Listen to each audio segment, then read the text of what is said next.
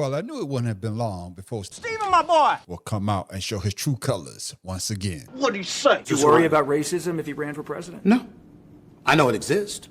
I know that you can't escape it, but I do not believe it is as prevalent as some on the left would like us to believe. What?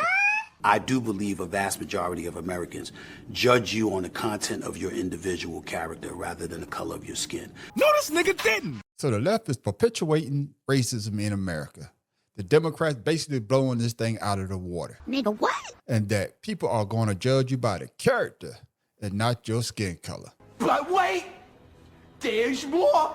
I think a lot of people in America, especially in this day and age, now more so than ever before, it's not about race. It's about the fact that they don't give a damn about it because they got their own problems. That's entirely different than believing they are superior to you and they want to hold you back from ascending. That's not what's going on to the degree that it was decades ago. Shit. What's going on now is that we have more white Americans and others suffering and worried about the state of our nation. And because they're concerned about that, that's where their worries lie. What? And the funny part is this, Stephen A. Smith. You actually think that you're going to be judged by your character and not by the color of your skin if you decide to run for the presidency of the United States. Okay. A new nugget from President Trump's 3-hour interview with the New York Times. He told reporters civil rights led to white people being, quote, very badly treated. The Times characterized his comments as a blunt distillation of his administration's racial politics, which rest on the belief that white people have become the real victims of discrimination in America. Or this. I'm Andrea Lucas, chair of the U.S. Equal Employment Opportunity Commission. Are you a white male who's experienced discrimination at work based on your race or sex? You may have a claim to recover money under federal civil rights laws. Contact the EOC as soon as possible. Time limits are typically strict for filing a claim. The EOC is the federal agency charged with enforcing federal anti-discrimination law against businesses and other private sector employers.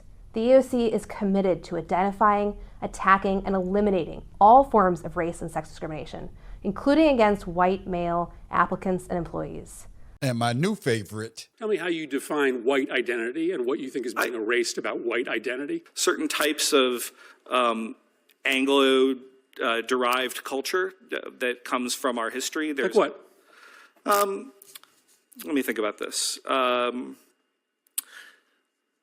Senator, I would say if you were to look at the book by one of your former Senate colleagues, Born Fighting, about the sort of Scotch-Irish military culture and certain, pride that went with that, that would be one example.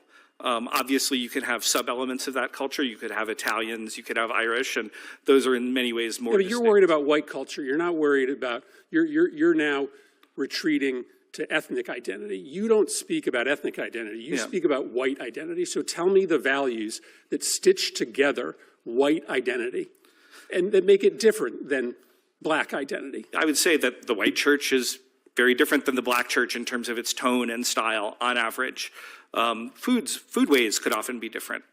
And those music could be different. And those are being erased. Music could be different. Well, if you look at the Super Bowl halftime show, which was not in English this year. So our ability to access white churches or white food or white music is being erased? I am concerned with the majority common American culture that we had for some time that through particularly mass immigration, I think has become much more balkanized, and I think that weakens us. And again, I'm not running away from that comment. I'm not apologizing for it. Well, I'm way over my time. I think you're struggling to answer this question, right? Because underlying your beliefs is a sentiment that white culture is just simply better. And those are just a few examples of how the white power structure is trying to stay in power, or better yet, keep the status quo, Stephen A. Smith. That's right. They're not worried about, I'm not worried about racism.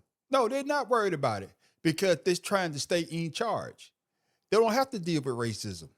They don't. When they wake up in the morning, they say to themselves, thank God I'm white. Damn. I hate to break it down like that, but that's how they see it. I think it was Chris Rock that said that shit, there ain't a white man in this room that would change places with me. None of you. None of you would change places with me, and I'm rich. And that's how they see it. And that's how Lyndon B. Johnson broke it down as well.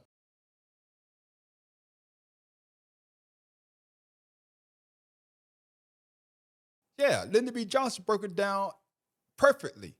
You know, you could take the poorest white man and make him think that he's better than the richest black man, and you could pick their goddamn pockets. He ain't lying. We see that with the MAGA movement right now. The average white man and woman live below the poverty line in some of the deepest red states, and they still vote for old number 47. It doesn't make sense. But that's how they look at it. They look at Barack Obama as what they call him, the divisioning chief. They say that until Barack Obama came in office, America was never this divided. Well, we know it's not true. So for you to sit up there and tell a bold-faced lie like that because you're trying to tap dance your way into the White House is being disingenuous. That's the word I'm looking for. You're being disingenuous with what you just said. Ain't that the truth? So you can miss me with this nonsense of, oh, the vast majority of the country is not racist on the color of the skin. What are you talking about? They're so far ahead of whatever foolishness this is that they're saying that, hey, black people are bad, and that's not because I'm racist. That's because we are judging them by the contents of their character. Damn.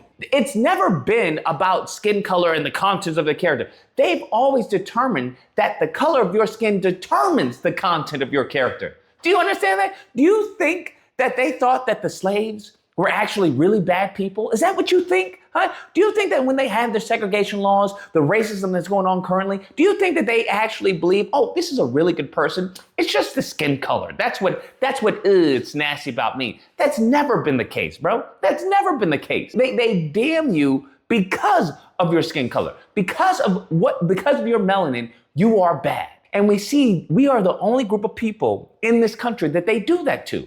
Nothing.